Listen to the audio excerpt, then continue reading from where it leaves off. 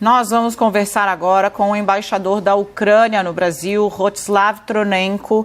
Boa tarde, embaixador. Eu espero ter pronunciado o nome do senhor corretamente ou de maneira não muito errada. Eu agradeço a sua presença aqui no jornalismo da CNN, porque há um embate que transbordou aí as redes sociais e foi notícia hoje por conta de uma confusão entre manifestantes que começou com a agressão de um homem que estava com a bandeira de um grupo político ucraniano. O que a gente gostaria de entender é que o senhor explicasse o contexto desse movimento, dessa bandeira na Ucrânia, que vem se tornando frequente o uso dela em manifestações de apoiadores do presidente Jair Bolsonaro aqui no Brasil. Boa tarde. Boa tarde, eu agradeço o vosso interesse às questões da história e atualidade ucranianos e por pronunciar o meu nome corretamente.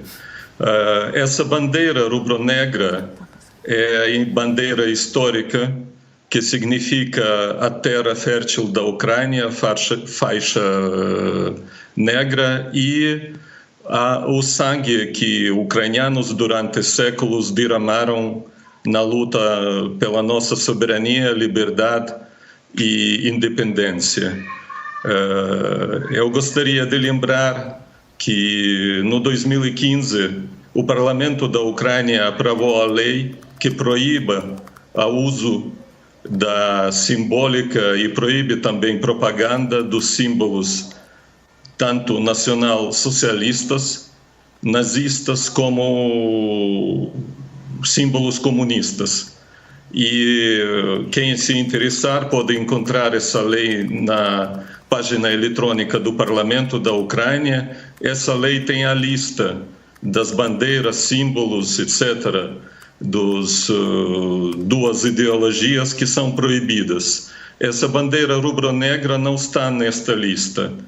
Mais uma vez, é bandeira histórica, é bandeira que tem nessa imagem o símbolo, o brasão ucraniano, que é tridente, que é símbolo do príncipe Vladimir, do século X, que trouxe cristianismo à Ucrânia, e significa esse tridente a Santíssima Trindade. Por isso eu não vejo nada de errado no uso. Essa também é o brasão da Ucrânia, a bandeira da Ucrânia, azul e amarela. Eu não vejo, e ninguém na Ucrânia, na Europa, vem o problema de uso dessas bandeiras.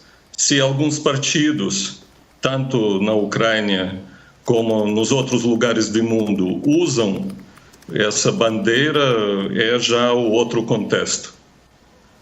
Agora, eu gostaria de saber do senhor, então, que qualquer tipo de pessoa, por exemplo, que utilize a bandeira como um movimento de violência ou que estimule a violência em determinada manifestação com o uso dessa bandeira, isso não condiz com o que diz a história da Ucrânia. Seria isso? Claro.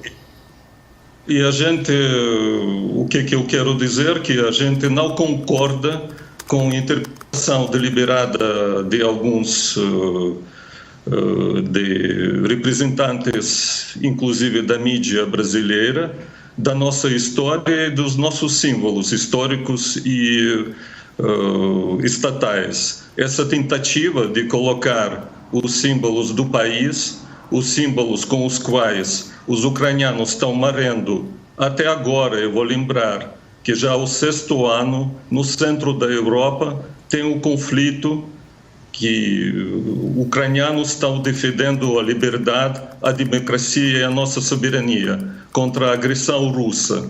E para nós, ucranianos, esses símbolos são sagrados.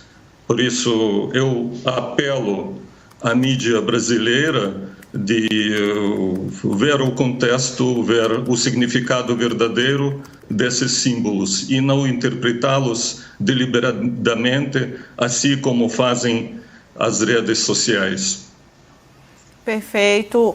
Embaixador, eu gostaria de saber se o senhor tem algo a acrescentar, inclusive porque autoridades também estão começando a apontar aí essa confusão. O senhor tem algo a acrescentar? Não, eu falei já o mais importante. Eu gostaria de acrescentar que para povo ucraniano, para governo ucraniano, para ucranianos no Brasil, que são mais de 1 milhão brasileiros de origem ucraniana, e exatamente no São Paulo, a comunidade pós-Segunda Guerra Mundial, muitos dos pais deles lutavam contra nazismo e contra comunismo durante a Segunda Guerra Mundial, debaixo dessas bandeiras. Por isso, deliberadamente colocar os nossos símbolos no contexto, tirar do contexto, tirar do verdadeiro significado, a gente não vai permitir essa deturpação do significado verdadeiro dos nossos símbolos. Tá certo. Rostislav Pronenko, embaixador da Ucrânia, participou dessa entrevista com a gente agora ao vivo. Muito obrigado. Uma ótima tarde para o senhor, um bom domingo.